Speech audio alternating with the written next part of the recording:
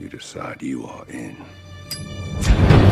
You know this from the beginning? No, I just want to know, what were you? What? And now you think you can steal it from us? You think I'm not gonna fight to protect my home? If you think I've I'm made gonna the stand change here to and my watch- will. It's done. Knives Out. Sebuah film bertema detektif ini langsung disebut-sebut layak meraih Oscar sejak ditayangkan perdana pada tahun lalu. Knives Out bercerita tentang Harlan Thrombey yang diperankan oleh Christopher Plummer, seorang penulis novel misteri yang kaya raya. Di ulang tahunnya yang ke-85, ia tewas secara misterius. Keluarga Harlan yang berkumpul saat ulang tahun sang penulis pun menjadi tersangka. Mereka harus berhadapan dengan detektif terkenal, Benoit Blanc, yang diperankan oleh Daniel Craig, yang datang untuk menyelidiki insiden ini. Lalu, seperti apa alur film yang akan digadang-gadang memiliki plot twist terbaik ini? Yuk, check it out, dan inilah Knives Out.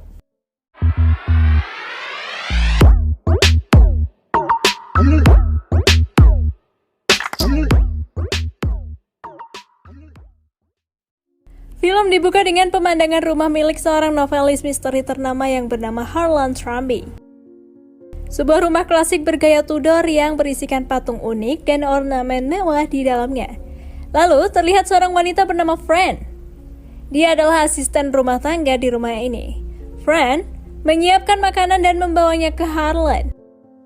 Fran terkejut setelah mendapati Harlan Thrombey majikannya telah tewas terbunuh dengan lehernya bersimbah darah. Seminggu setelah Harlan tewas, Martha yang seorang perawat pribadi Harlan Thrombey menerima telepon dari Walt Thrombey, salah satu anaknya Harlan. Walt ini mengabari Martha agar segera ke rumah mereka karena pihak kepolisian berniat menginterogasi seluruh anggota keluarga dan orang terdekat yang ada di rumah Harlan akibat insiden kematiannya. Sesampainya di rumah Harlan, interogasi polisi pun dimulai. Orang pertama yang diperiksa adalah Linda Thrombey, anak perempuan dari Harlan. Oh iya, yang menginterogasi mereka adalah Kapten Elliot, Trooper Warner, serta satu lagi seorang detektif terkenal yang bernama Benoit Blanc. Setelah Linda diinterogasi, dilanjutkan suaminya bernama Richard Crysdale. Lalu giliran Walt Thrombey, serta disusul seorang wanita bernama Johnny yang merupakan menantu wanita tapi suaminya telah meninggal.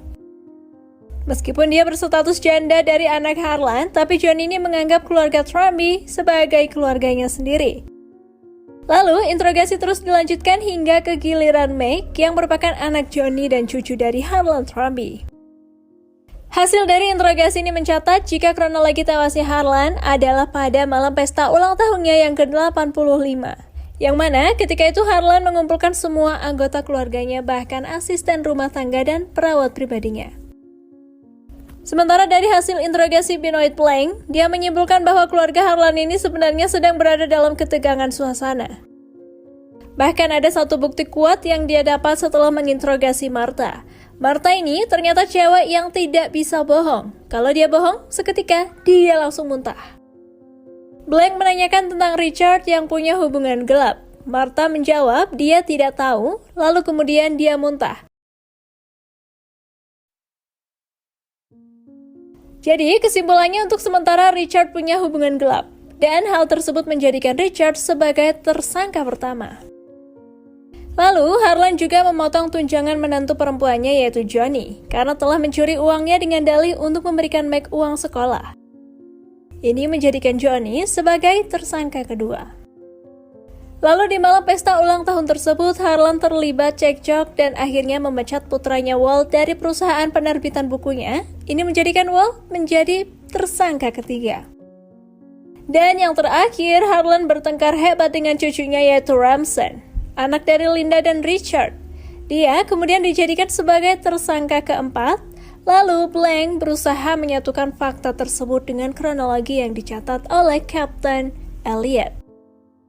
Setelah pesta ulang tahun selesai, Martha mengantarkan Harlan naik ke kamarnya di lantai atas. Johnny yang sedang bermeditasi di kamarnya dikagetkan sesuatu dari atas kamarnya. Dia kemudian memeriksa Harlan dan rupanya Harlan menceritakan kepada Johnny bahwa itu hanyalah bunyi papan mainan yang dia jatuhkan. Di kamar lain, Richard sedang tertidur pulas. Sementara Linda istrinya ternyata orang yang susah tidur. Lalu ketika Martha pulang tengah malam, ada Walt dan Jacob, anaknya, di teras rumah. Tidak lama setelah Martha pulang, Walt melihat Harlan turun tangga di dalam rumah dan kemudian meneriakinya agar Harlan segera tidur. Sementara Ramson tidak ada di rumah tersebut karena memang sudah pulang lebih awal setelah terlibat cekcok dengan Harlan. Kronologi ini menjadikan dakwaan ke mereka semua menjadi melemah. Oleh karena itu, Kapten Elliot menyimpulkan jika memang benar Harlan sebenarnya tewas bunuh diri. Namun investigasi masih terus berlanjut, dan kali ini giliran Martha kembali. Martha menceritakan lebih detail lagi kejadian di kamar Harlan.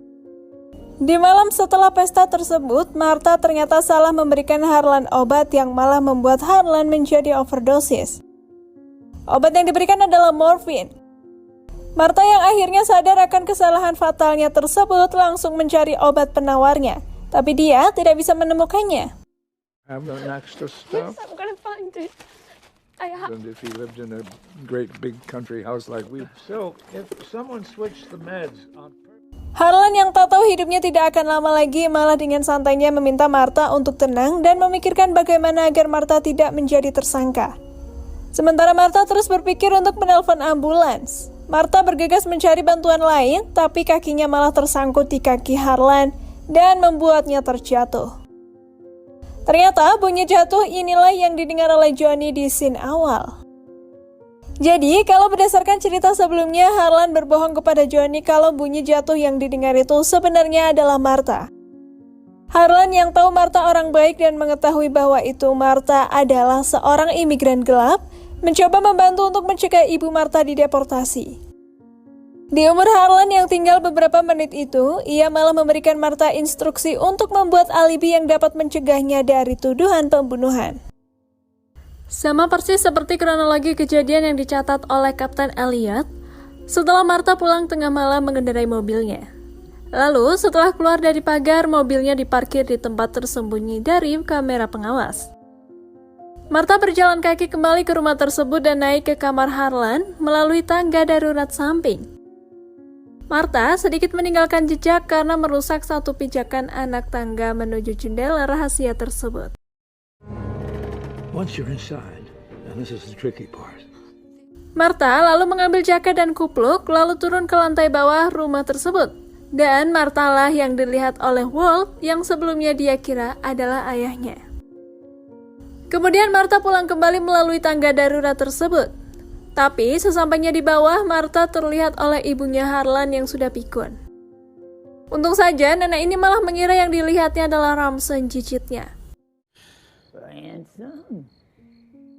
Martha yang tidak bisa berbohong akhirnya berhasil menceritakan kronologi kejadian tanpa muntah di hadapan para detektif ini. Jadi Martha dianggap memberikan jawaban yang benar.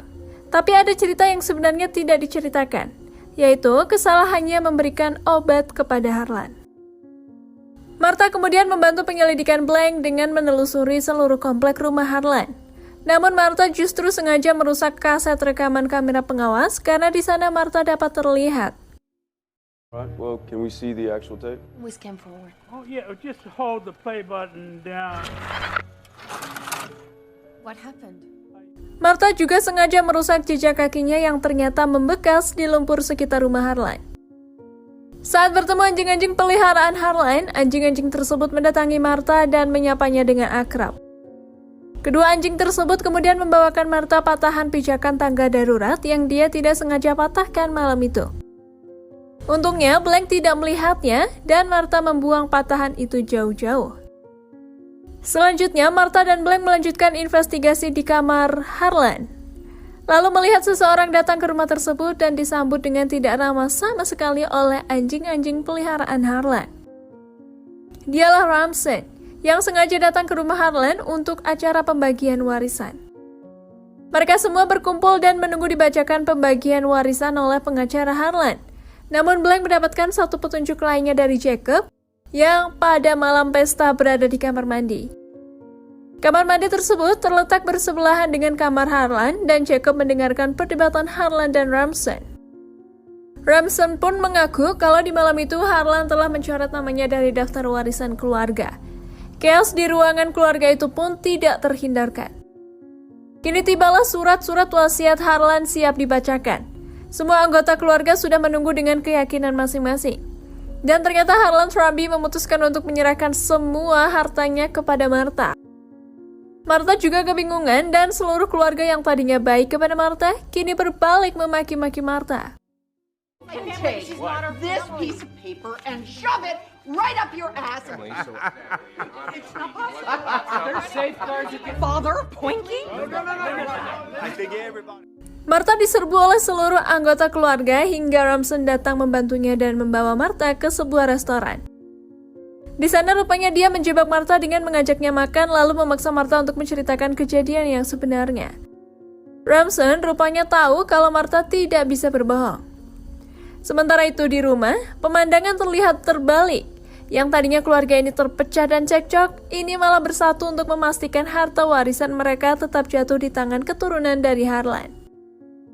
Mereka menemukan secercah harapan untuk membuktikan konspirasi pembunuhan Harlan, yang mana hasil investigasi sementara Harlan divonis tewas bunuh diri. Jadi, jika Martha dianggap sebagai pembunuh Harlan, maka warisan tersebut bisa aman dan kembali ke tangan keturunannya. Kembali ke restoran. Kini Martha telah menceritakan apa yang terjadi kepada Harlan. Ramson kemudian menawarkan bantuannya, tapi dengan imbalan Martha memberikan beberapa bagian dari warisan yang didapatnya. Di saat yang sama, Meg menelpon Martha dan mencoba untuk membujuk Martha mengembalikan warisan tersebut. Saat di rumah Martha, ia mendapati di sekitar rumahnya sudah banyak orang. Namanya bahkan menjadi sorotan berita di TV sebagai penerima warisan kekayaan Harlan Truby. Martha yang berniat keluar lewat pintu belakang rumah malah dikejutkan dengan kehadiran Walt dan mengancamnya akan membeberkan status ibunya sebagai imigran gelap. Martha kemudian menerima surat pemerasan dari seorang tanpa nama. Ada beberapa fotokopi laporan toksikologi dari Harlan yang sobek di sana. Martha dan Ramson kemudian pergi ke kantor tim forensik Norfolk County Medical Examiner yang tertera di surat yang diterimanya. Tapi sesampainya di sana, gedung tersebut malah telah hancur terbakar. Martha kemudian memeriksa inbox emailnya, dan dia menerima email anonim yang menuliskan sebuah alamat dan sepertinya mengarahkan Martha untuk bertemu jam 10 di lokasi tersebut. Namun di saat yang sama, polisi ternyata melihat Martha dan Ramson, dan aksi kejar-kejaran mobil pun terjadi. Go, go, go! Are you flooring it?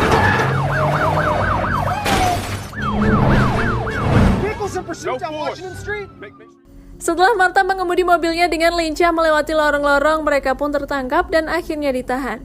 Martha yang sedang bersama Blake kemudian memintanya untuk menunggunya di mobil, sementara Martha menuju alamat yang dikirimkan ke emailnya. Sesampainya di lokasi, Martha menemukan Fran yang telah dibius. Fran juga sempat mengaku kalau dia punya salinan tes darah toksikologi Harlan, namun kondisinya tidak memungkinkan untuk berbicara. Fran hanya sempat berkata, You did this. Don't get away with it. You kill Harlan. Martha kaget, mengapa Fran bisa tahu dengan langsung menuduhnya?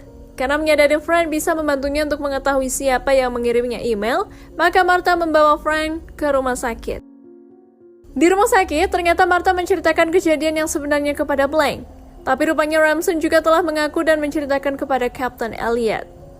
Kembali ke rumah Harlan, Martha akhirnya menemukan salinan lengkap laporan toksikologi yang disembunyikan oleh Fran. Saat Martha hendak mengaku kepada semua anggota keluarga Harlan jika kematiannya adalah kesalahannya, tiba-tiba saja Blank memotong Martha untuk menyampaikan hasil investigasinya. Jadi, di malam pesta ulang tahun Harlan, Ramson mengetahui bahwa kakeknya itu akan menyerahkan hartanya kepada Martha. Dia tidak terima dengan hal tersebut, kemudian pergi. Namun Ramson berubah pikiran dan kembali ke rumah tersebut dengan menapaki jalan yang juga dilalui oleh Martha, menuju ke kamar Harlan yang pada saat itu masih kosong. Ramson kemudian menukarkan isi botol obat Harlan dan mencuri penawarnya dengan maksud agar Harlan tewas overdosis morfin. Di mana Ramson berharap jika Martha dapat menjadi tersangka. Ramson kemudian pulang lewat pintu darurat, namun kedapatan sama ibunya Harlan alias nenek buyutnya. Jadi, ternyata obat yang disuntikan Martha itu sudah benar dan seharusnya Harlan tetap sehat setelah itu. Naluri Martha juga sudah tepat sebagai perawat yang sudah lama menangani Harlan. Martha bisa mengenali obatnya hanya dengan merasakan berat dan kekentalan cair dari obat tersebut, tanpa perlu membaca labelnya. Jadi, Martha sama sekali tidak bersalah atas kematian Harlan. Lanjut lagi. Paginya Harlan ditemukan tewas bunuh diri. Pada saat itu, Ramson kemudian menyewa Blank tanpa memberitahu identitasnya untuk menginvestigasi dan membuktikan bahwa Martha adalah pembunuh Harlan. Inilah alasan kenapa Blank bisa tahu kalau Martha tidak bisa berbohong, karena Ramson yang telah memberitahunya di surat kepada Blank.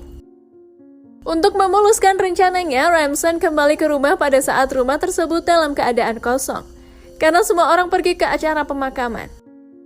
Ramson mengembalikan obat penawar morfin milik Martha, namun tidak disangka Fran ternyata masih di rumah dan melihat Ramson. Ramson juga menemukan surat toksikologi milik Harlan yang menyatakan jika Harlan tidak overdosis. Jadi, di sini rupanya Martha secara tidak sadar telah memberikan obat yang benar kepada Harlan.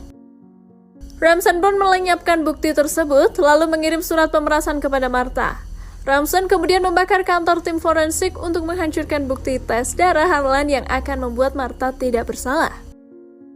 Harlan pun mengirim email lokasi Fran ini ke Martha, yang mana ini menjadi rencana Ramson untuk menjebak Martha sebagai pelaku.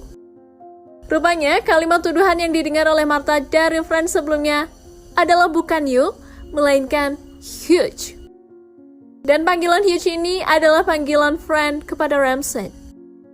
Menyadari analisis Blank tersebut, Ramson masih percaya diri karena mereka semua tidak akan punya bukti yang cukup untuk menangkapnya.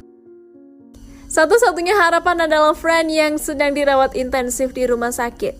Tidak lama setelahnya, Martha menerima telepon dari rumah sakit yang menggambarkan kondisi terkini dari Fran. Menyadari Fran masih hidup, akhirnya Ramson mengakui semua perbuatannya seperti yang disampaikan oleh Blank. Namun tiba-tiba Martha memuntahkan isi perutnya ke muka Ramson. You'll see just how much hell I can wreak on your life, you vicious. Itu berarti Martha telah berbohong karena sesungguhnya Fran telah meninggal dunia. Namun Ramson yang sudah terlanjur mengakui perbuatannya dan telah direkam oleh Kapten Elliot, mendadak hilang akal lalu menyerang Martha dengan pisau. Nasib malang memang sedang menimpa Ramson karena pisau yang digunakan untuk menghunus Martha hanyalah pisau pajangan belaka. Akhirnya Ramson pun digelandang oleh polisi, kemudian film ini diakhiri dengan scene epic saat Martha terlihat di atas balkon rumah Harlan, melihat seluruh anggota keluarganya di bawah yang tidak sepeser pun mendapatkan warisan dari kematian penulis terkenal itu. Dan film pun berakhir.